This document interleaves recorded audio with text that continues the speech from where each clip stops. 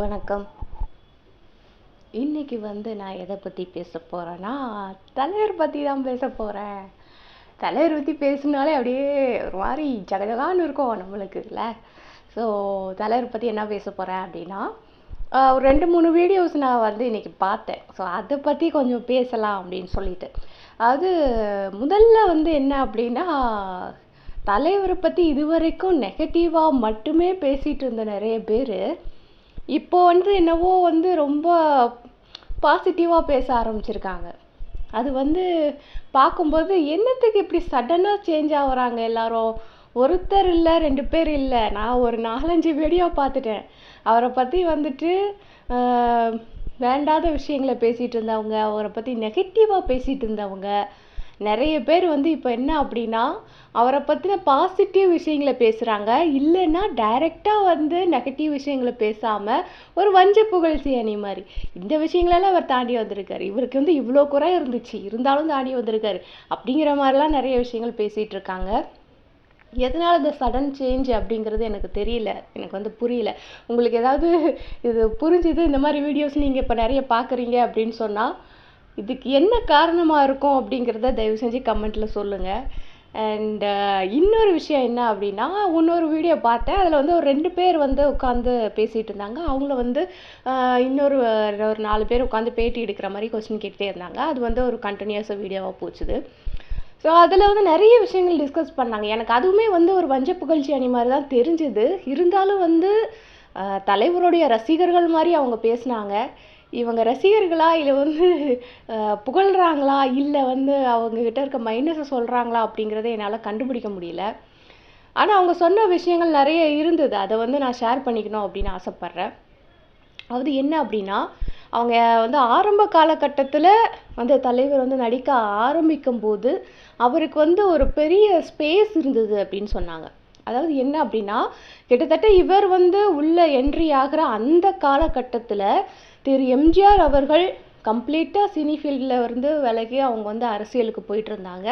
And Sivaji அவர்களும் cine ஃபீல்ட்லேருந்து வெளியில் போகிற அந்த ஹீரோ அப்படிங்கிற ஒரு நிலைமையிலேருந்து இறங்கக்கூடிய அந்த ஸ்டேஜ், அதாவது 2 பேருமே ஃபீல்ட்லேருந்து ஃபேட் அவுட் ஆகக்கூடிய ஒரு நிலைமையில் இருக்கும்போது தான் இவர் உள்ளே வந்தார் அப்படின்னு சொன்னாங்க. இதுதான் அவருக்கு பெரிய ப்ளஸ் பாயிண்டாக அமைஞ்சுது அப்படின்னு சொன்னாங்க. இல்லை, அந்த காலகட்டத்தில் இவர் மட்டும் வரல, இவர் கூட நிறைய பேர் புதுமுகங்கள் அந்த காலகட்டத்தில் வந்தாங்க. இன்னும் சொல்லப்போனால் குழந்தை நட்சத்திரமாக நடித்த நிறைய பேர் அப்போ ஹீரோவாக நடித்தாங்க. ரொம்ப நம்ம பிளாக் அண்ட் ஒயிட் சினிமாலெல்லாம் பார்த்துருப்போம் இல்லையா, நிறைய குழந்தை நட்சத்திரங்கள் ஹீரோவாகவும் ஹீரோயினாகவும் அறிமுகமானார்கள் அந்த காலகட்டத்தில் தான். ஆனால் அவங்கெல்லாம் அந்த அளவுக்கு பெருசாலாம், ஏன்னா ஏற்கனவே அவங்களுக்கு சினிமா பேஸ் இருந்தது. அவங்களுக்கு ஏற்கனவே சினிமாவில் நிறைய பேர் தெரிஞ்சிருந்திருக்கும். அப்படி இருந்தும் கூட அவங்களால சோபிக்க முடியலையே. ஆனால் இவர் எப்படி வந்தார் அப்படிங்கிறது ரொம்ப பெரிய ஆச்சரியமான விஷயம் இல்லையா. ஸோ வெற்றிடம் இருந்தது, அது இவருக்கு பெரிய வாய்ப்பாக அமைந்தது அப்படிங்கிறது உண்மைதான். ஆனால் அதுக்கும் மேலே இவர் அந்த இடத்துல அவர் போட்ட ஹார்ட் ஒர்க்காக இருக்கட்டும், இல்லை டெடிகேஷன், சின்சியாரிட்டி, எதை வேணால் சொல்லலாம். அது அவர் குருவுக்கு ரொம்ப பயப்படுவார். எப்போவுமே ஆரம்ப காலகட்டத்திலேருந்து கடைசி வரைக்கும் அப்படி தான். அவர் குருவுக்கு பயப்படுவார். அது நம்ம கண்கூட பார்த்துருப்போம். பயப்படுறது அப்படின்னா அந்த ஒரு கீழ்ப்படிதல் அப்படின்னு சொல்லுவாங்கள்ல, அந்த வார்த்தை தான். கீழ்ப்படிதல் அப்படிங்கிறது அவர்கிட்ட அதிகமாகவே இருக்கும். ஒருவேளை அது கூட காரணமாக இருக்கலாம்.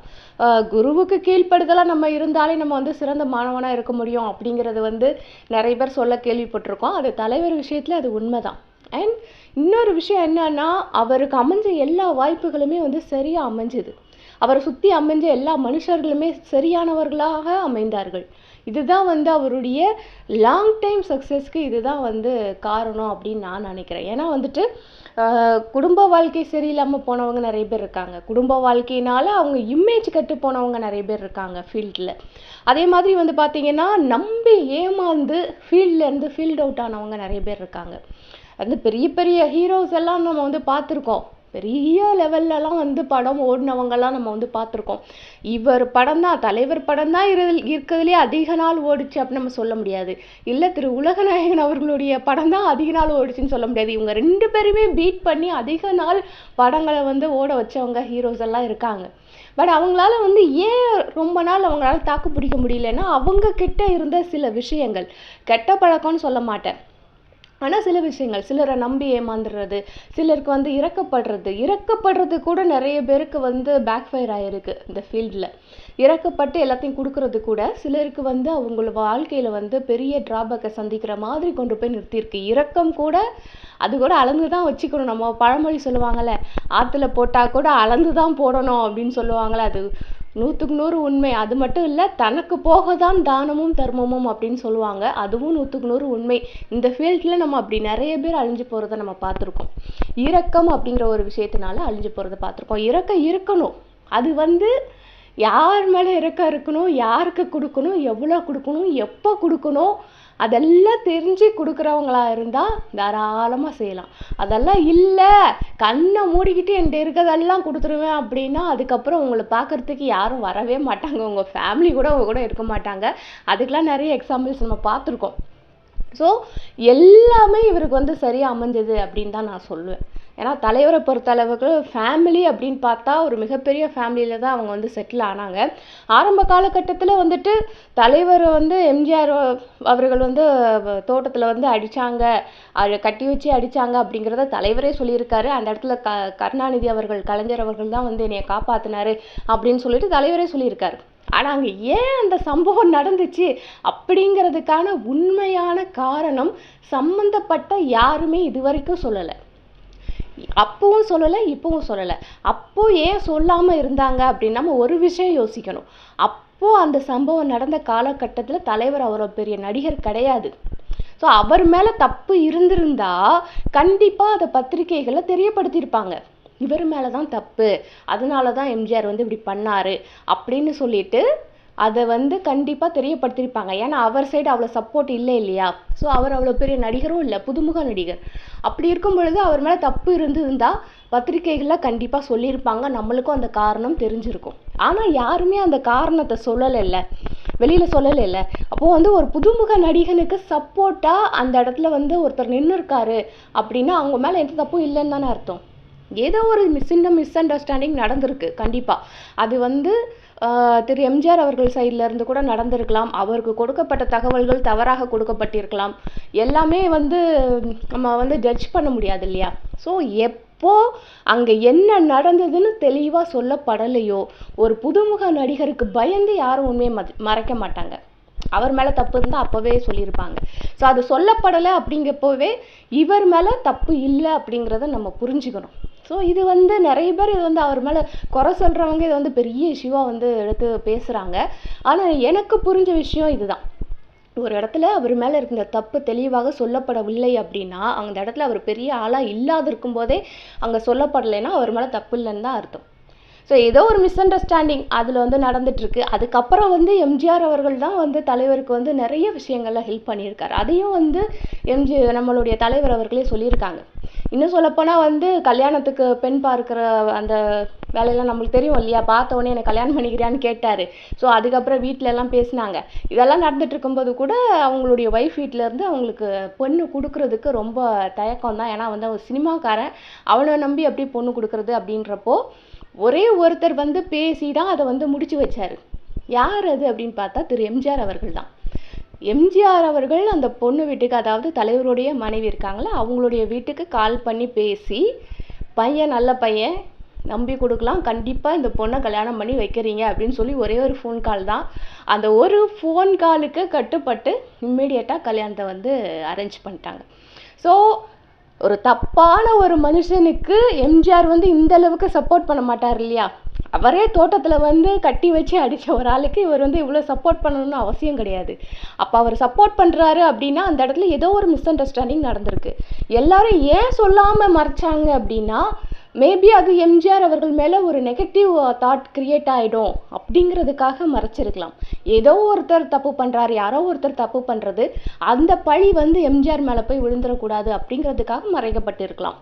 எனக்கு வந்து என்னுடைய அறிவுக்கு அப்படி தான் படுது. ஸோ இது உங்களுக்கும் இப்படி தோணுச்சுன்னா கமெண்டில் சொல்லுங்கள். அண்ட் இன்னொரு விஷயம் பார்த்தீங்க அப்படின்னா, அவருக்கு அமைஞ்ச குடும்பமும் நல்ல குடும்பமாக அமைஞ்சது. அண்ட் அவங்க குடும்பத்துலேருந்து அவர் மேலே எந்த நெகட்டிவ் இதையுமே அவங்க இது பண்ணலை, எந்த நெகட்டிவ் பாயிண்ட்ஸுமே வந்து போர்ட்ரேட் பண்ணலை. ஸோ அவர் வந்து ஃப்ரீடமாக வந்து முழு அர்ப்பணிப்போட சினிமாவில் நடிக்க ஆரம்பித்தார். இன்னொரு விஷயம் என்ன அப்படின்னா, ஆரம்ப காலகட்டத்தில் அவர் எவ்வளோ வெறியாக நடிச்சிட்டு இருந்தாரோ அதே வெறி இன்னமும் இருக்குது. இன்னமும் நான் வந்து ஓடணும், இன்னமும் ஓடணும், இதுக்கு மேலே ஓடி என்ன தான் பண்ண போகிறீங்க அப்படின்லாம் நிறைய பேர் கேட்டாங்க. அவங்களோட கிரிட்டிசைஸ் பண்ணுற நிறைய பேர் வந்து கேட்டுட்டாங்க, இதுக்கு மேலே சம்பாதிச்சு என்னத்தை பண்ண போகிறீங்க, இதுக்கு மேலே படம் பண்ணி என்ன பண்ண போகிறீங்க. அதாவது ஒரு விஷயம் என்னென்னா, நம்ம ஓடிக்கிட்டே இருக்கிறோம், உழைச்சிக்கிட்டே இருக்கிறோம், இந்த உழைப்பெல்லாம் விட்டுட்டு வீட்டில் உட்காந்தா கண்டிப்பாக மதிப்பு இருக்காது.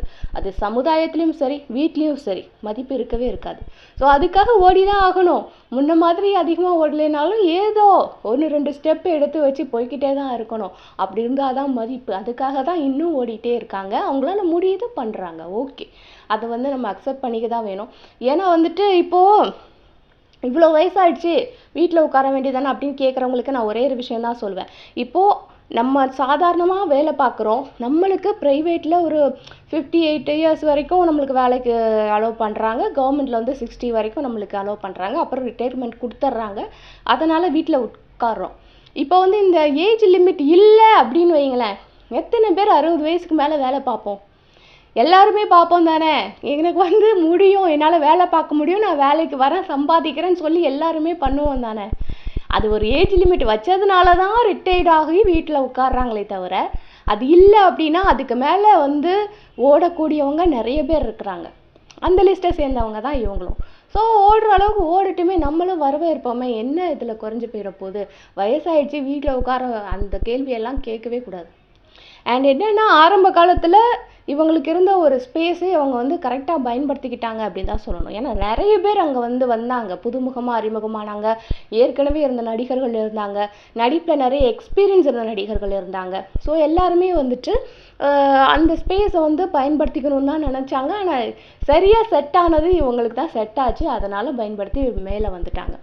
இவங்க மட்டும் இல்லை, இவங்களுக்கு ஈக்குவலாக அல்ல இவங்களுக்கு முன்னாடியே பெரிய நடிகராக இருந்தவர் வந்து உலகநாயகன் அவர்கள். அதை வந்து தலைவரே சொல்லியிருக்காரு. ஒரு இடத்துல வந்துட்டு நான் வந்து கமல் கூட காரில் போகிறேன் அப்படிங்கிறது எனக்கு வந்து அவ்வளோ பெருமையாக இருக்கும் அப்படின்னு சொல்லிட்டு அந்த மாதிரி ஒரு பதிவு வந்து தலைவர் சொல்லியிருக்காரு. ஸோ அந்தளவுக்கு தலைவர் உள்ளே வரும்போதே, ஃபீல்டுக்குள்ளே வரும்போதே பெரிய நடிகராக இருந்தவர் தான் உலகநாயகன். அவரும் இவரும் ஒன்றா வந்து பந்தயத்தில் ஓட ஆரம்பித்ததுக்கப்புறம் தான் சினி ஃபீல்டில் அடுத்த ஒரு தலைமுறை அப்படிங்கிறது உருவாச்சு. இது வந்து நம்மளுக்கு எல்லாத்துக்குமே தெரியும். ஸோ அந்த இடத்த அடையிறதுக்கு இவர் எவ்வளோ உழைப்பு போட்டிருப்பார், எவ்வளோ டெடிக்கேஷனாக இருந்திருப்பார், எவ்வளோ ஓடி இருப்பார், எவ்வளோ தூக்கத்தை இழந்திருப்பார். இதெல்லாம் வந்து பண்ணதுனால தான் இவருக்கு கிடைச்சதே தவிர சும்மா யாரும் இவர் கையில் தூக்கி கொடுத்துர்ல. இதோட வந்து இன்னொரு விஷயம் வந்து ஒரு சின்ன ஒரு பதிவில் நான் படித்தேன். இவருடைய இந்த சூப்பர் ஸ்டார் பட்டத்தை பறிப்பதற்காக நிறைய பேர் காத்துட்டு இருந்தாங்க அப்படின்னு ஒரு லைன், அந்த பதிவு வந்து தலைவருக்கு சாதகமாக தான் போட்டிருந்தாங்க. அதில் ஒரு லைன் வந்து இப்படி வந்துச்சு, அது சூப்பர் ஸ்டார் அப்படிங்கிற பட்டத்தை பறிக்கிறதுக்காக அப்படின்னு போட்டிருந்தது. இதுக்கு வந்து கமெண்ட் என்ன பண்ணுறாங்கன்னா, இவருக்கு முன்னவே நிறைய பேர் சூப்பர் ஸ்டாராக இருந்தாங்க, பத்திரிகைகள்லாம் நிறைய பேர் சூப்பர் ஸ்டார்னு போட்டிருந்தது அப்படின்னு எல்லாம் வந்து நிறைய பேர் கமெண்ட் பண்ணியிருந்தாங்க. ஆமாம், போட்டிருக்காங்க, இல்லைன்னே சொல்லலை. பாகவதர் காலத்தில் இருந்து இந்த சூப்பர் ஸ்டார் அப்படிங்கிற வார்த்தை இருக்குது, பத்திரிகைகளில் இருக்குது, நான் இல்லைன்னு சொல்லவே மாட்டேன். பத்திரிகைகளில் யார் வந்து நிறைய வியாபாரம் பண்ணுறாங்களோ, யார் படம் அதிகமாக ஓடுகிறதோ அவங்கள வந்து இப்போதைக்கு இவங்க தான் டாப்பில் இருக்கிறாங்க அப்படிங்கிறத சொல்கிறதுக்காக உபயோகிக்கப்பட்ட ஒரு வார்த்தை தான் இந்த சூப்பர் ஸ்டார் அப்படிங்கிறது. அது வந்து பத்திரிகைகளை நிறைய நம்ம பார்த்துருப்போம். நிறைய நடிகர்களுக்கு அந்த வார்த்தையை போட்டு நம்ம வந்து பத்திரிகைகளில் எழுதியிருப்பாங்க, நிறைய பார்த்துருப்போம். ஆனால் ஏன் இவருக்கு குறிப்பிட்டு இந்த பட்டம் பொருந்துச்சு அப்படின்னா, ஒரு குறிப்பிட்ட ஒரு மனுஷன், இன்னொரு மனுஷன் தான் இவருக்கு வந்து பேருக்கு முன்னாடி இந்த டைட்டில் போடணும் அப்படிங்கிறத சஜஸ்ட் பண்ணுது. ஆனால் வந்துட்டு இவருக்கு டைட்டிலை போட்டுக்கிறதுக்கு யோசனை. ஏன்னா அப்போ நம்மளுடைய எம்ஜிஆர் அவர்களும் இருந்தார்கள், நடிகர் திலகம் அவர்களும் இருந்தார்கள். இவங்கெல்லாம் இருக்கும் பொழுது நான் என் பேர் முன்னாடி சூப்பர் ஸ்டார்னு போட்டுக்கிறதா, இதெல்லாம் அவங்க ஏற்றுக்க மாட்டாங்கங்க, இதெல்லாம் பெரிய பிரச்சனை ஆகிடும் அப்படின்னு சொல்லிட்டு நிறையா அவர் மறுத்திருக்காரு. இருந்தால் கூட எல்லாரும் கம்பல் பண்ணி தான் அவரை சூப்பர் ஸ்டார் அப்படின்னு பேருக்கு முன்னாடி அதை இது வரைக்கும் நிறைய பேருக்கு பத்திரிகைகள் போடப்பட்ட ஒரு வாசகம் முதல் முறையாக ஒரு டைட்டிலாக மாறியது இவருக்கு கொடுத்ததுக்கு அப்புறம் தான். சரிங்களா? ஸோ அந்த ஒரு வார்த்தையை டைட்டிலாக மாற்றினவர் இவர் தான். இதுக்கு முன்னாடி பார்த்தீங்கன்னா ஆங்கிலத்தில் யாருமே பேருக்கு முன்னாடி டைட்டில் வச்சுருக்க மாட்டாங்க.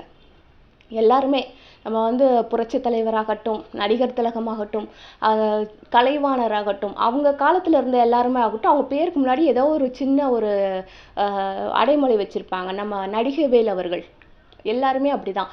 ஒரு தமிழில் இருக்கக்கூடிய ஒரு வார்த்தையை தான் நம்ம பேருக்கு முன்னாடி ஒரு அடைமொழியாக வச்சுருப்பாங்க. ஆங்கிலத்தில் முதலே அடைமொழி கொடுக்கப்பட்ட ஒரு மனிதர் இவர் தான் நம்மளுடைய தமிழ் இண்டஸ்ட்ரியில். ஸோ அது என்ன அப்படின்னா சூப்பர் ஸ்டார் அப்படிங்கிறது. அதுக்கு முன்னாடி யாரெல்லாம் அதிகமாக நடிக்கிறாங்களோ, அதிகமாக பிரபலமாகறாங்களோ, அதிக சம்பளம் வாங்குறாங்களோ அவங்கள தான் சூப்பர் ஸ்டார்னு பத்திரிக்கையில் போட்டுட்டு இருந்தாங்க. ஆனால் யாருமே அவங்க பேருக்கு முன்னாடி அதை போட்டுக்கல. ஆனால் பேருக்கு முன்னாடி இந்த டைட்டில் போட்டே ஆகணும்னு கம்பல் பண்ணி அவருக்கு போடப்பட்ட ஒரு டைட்டில் தான் இந்த சூப்பர் ஸ்டார் அப்படிங்கிற டைட்டில். அதுவுமே பயந்து தான் போட்டார். ஆனாலும் திரு எம்ஜிஆர் அவர்களும் சரி, திரு நடிகர் திலகம் அவர்கள் சிவாஜி கணேசன் அவர்களும் சரி, 2 பேருமே இதை நீ போட்டுக்க கூடாதுன்னு எந்த குடைச்சலும் கொடுக்கல. அவங்க டீசெண்டாக தான் இருந்தாங்க, எந்த குடைச்சலும் கொடுக்கல. சரி, இந்த பையன் நல்லா வரான், இவனுக்கு ஒரு ஓகே சூப்பர் ஸ்டார்னு ஒரு பட்டம் கொடுத்துருக்காங்களா, அதை பெருந்தன்மையாக தான் ஏற்றுக்கிட்டாங்க எல்லாருமே. உலகநாயகன் அவர்களும் கூட ஓகே, அவங்களும் பெருந்தன்மையாக தான் ஏற்றுக்கிட்டாங்க. அவங்க அப்போல்லாம் பெரிய நடிகராக இருந்தாங்க, இவங்களுக்கு முன்னாடியே பெரிய நடிகராக இருந்தாங்க. ஸோ இவருக்கு முன்னாடியே பெரிய நடிகர்களாக இருந்தவர்கள் அத்தனை பேரும் அதை ஏற்றுக்கொண்டார்கள். அதை ஒரு டைட்டிலாக ஏற்றுக்கிட்டாங்க. ஓகேவா? அதுக்கு முன்னாடி என்னையும் தான் சொல்லியிருக்காங்க, என்னையும் தான் சூப்பர் ஸ்டார்னு போட்டிருக்காங்க பத்திரிக்கையில், அது என்ன நீ மட்டும் பேருக்கு முன்னாடி சூப்பர் ஸ்டார்னு போட்டுக்கிறது அப்படின்னு யாருமே கேள்வி கேட்கல. அதையெல்லாம் இப்போ தான் மனுஷங்க கேட்குறாங்க. அது எப்படி பத்திரிக்கையில் அப்போவே இந்த நடிகரை சூப்பர் ஸ்டார்னு பத்திரிக்கையில் போட்டிருக்கானோ அதெல்லாம் பிரிண்ட் அவுட் எடுத்து போஸ்ட் பண்ணுறாங்க. அவர்கள் எல்லாருமே ஏற்றுக்கொண்ட ஒரு பட்டம் தான் அதாவது தலைவருக்கு இந்த பட்டத்தை கொடுக்கறத அவங்க எல்லாருமே ஏற்றுக்கிட்டு இருக்காங்க. ஸோ அவங்களே ஏற்றுட்டு இருக்கும்போது நம்மளுக்கு என்ன பிரச்சனை? தேவையில்லை இல்லையா? ஸோ வார்த்தையாக இருந்த இதை ஒரு டைட்டிலாக மாற்றியவர், பேருக்கு முன்னாடி போடப்பட்ட டைட்டிலுக்கே ஒரு தனி மதிப்பை உருவாக்கியவர் நம்மளுடைய தலைவர். ஸோ அந்த டைட்டிலுக்கு உரியவர் அவர் தான். தமிழ்நாட்டை பொறுத்த அளவில் அந்த டைட்டில் அவருக்கு தான், வேறு யாருக்கும் கிடையாது அப்படிங்கிறது நம்ம தெளிவாகவே சொல்லலாம். ஏன் அந்த பட்டத்தை பறிக்கணும்னு நினைக்கிறாங்க? இப்போ பார்த்தீங்கன்னா புரட்சி தலைவர் இப்போ இல்லை, நடிகர் திலகம் அவர்கள் இப்போ இல்லை. ஸோ நீங்கள் என்ன பண்ணலாம்? நான் தான் அடுத்த புரட்சி தலைவர் அப்படின்னு சொல்லுங்கள், இல்லை நான் தான் அடுத்த நடிகர் திலகம் அப்படின்னு சொல்லுங்களேன். யாருக்காவது தைரியம் இருக்கா சொல்கிறதுக்கு? தைரியமே கிடையாது. சொன்னீங்கன்னா அவ்வளோதான், நீங்கள் காலி.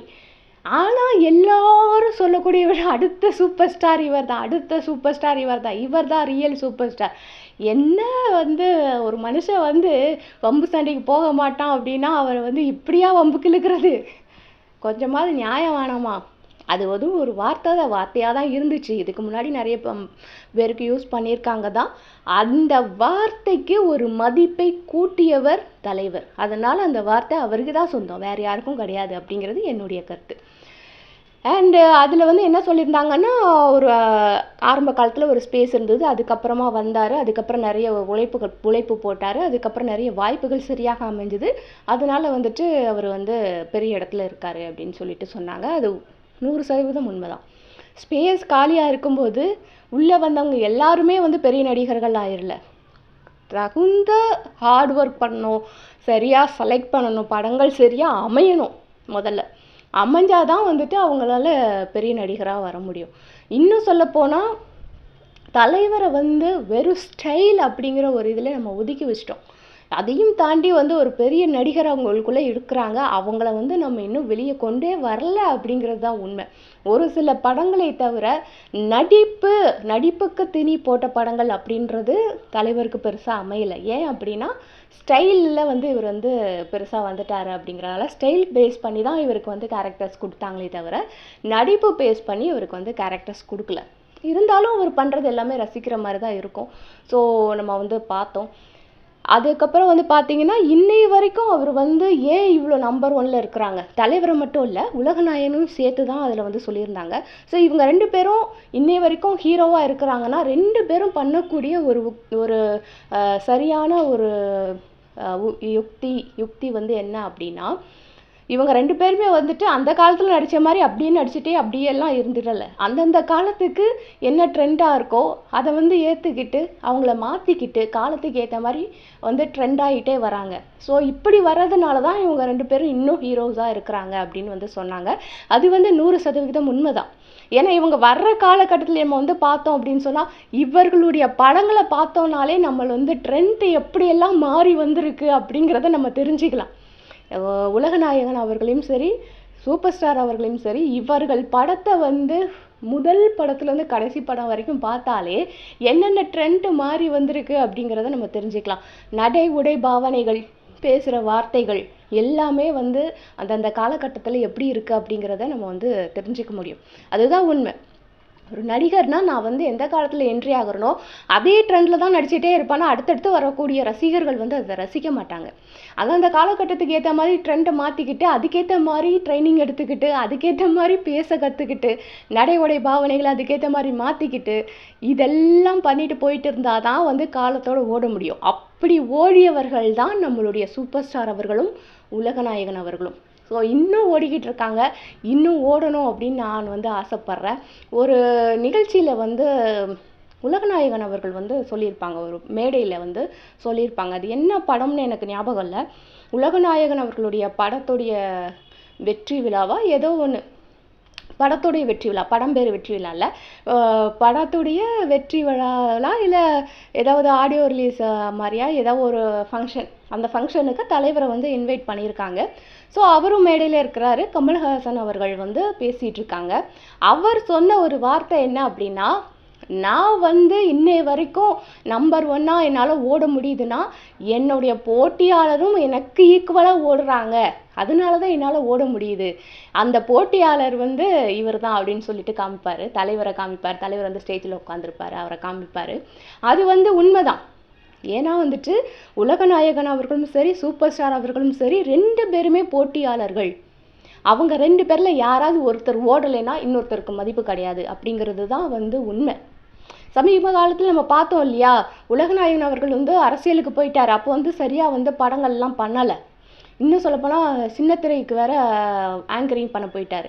ஸோ படங்கள்லாம் அவ்வளோவா அவர் கவனம் செலுத்தலை. அப்படி இருந்தப்போ கீழே இருந்து இன்னொரு நடிகர் வந்துட்டு நான் தான் தலைவருக்கு ஈக்குவல்ன்ற மாதிரிலாம் வந்து சீன்லாம் கிரியேட் பண்ணாங்க, நம்ம பார்த்தோம் இல்லையா. ஸோ இவர் ஓடுறாருன்னா இவருக்கு யார் போட்டியாளரோ அவர் ஓடணும், அப்போ தான் 2 பேருக்கும் மதிப்பு. ஸோ அதை வந்து கமல்ஹாசன் அவர்கள் அப்போவே சொல்லியிருக்காரு.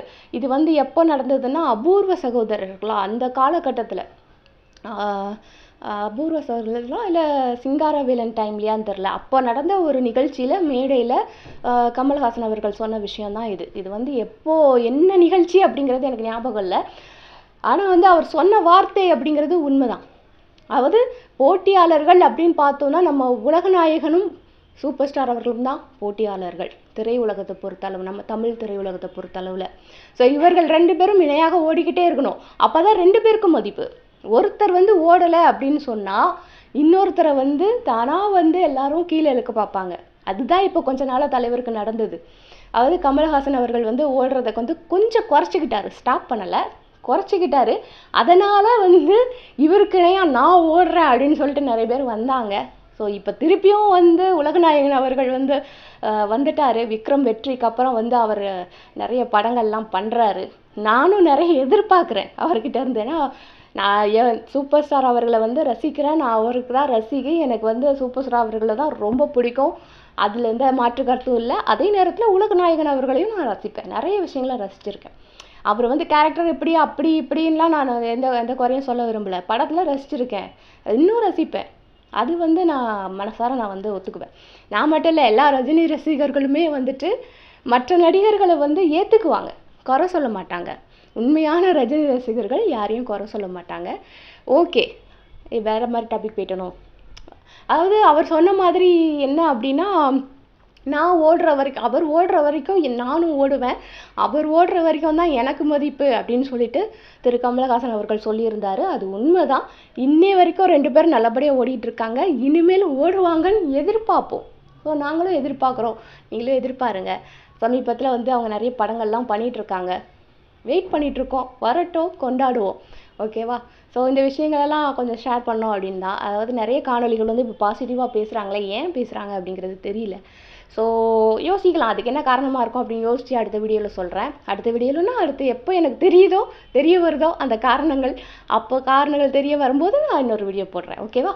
ஸோ இந்த வீடியோ பிடிச்சிருந்தா லைக் பண்ணுங்கள். அண்ட் இந்த வீடியோ சம்மந்தமாக ஏதாவது கமெண்ட் பண்ணணும்னு நினச்சிங்கன்னா மறக்காமல் கமெண்ட் பண்ணிடுங்க. நான் எப்போது சொல்கிற மாதிரி நம்மளுடைய இந்த வெட்டி பேச்சு சேனலை மறக்காமல் சப்ஸ்கிரைப் பண்ணிவிடுங்க. அண்ட் நம்மளுடைய ரஜினி ரசிகர்கள் அத்தனை பேருக்கும் இந்த வீடியோவை ஷேர் பண்ணிவிடுங்க. ஓகே, அடுத்த வீடியோவில் சந்திக்கும் வரை பாய்.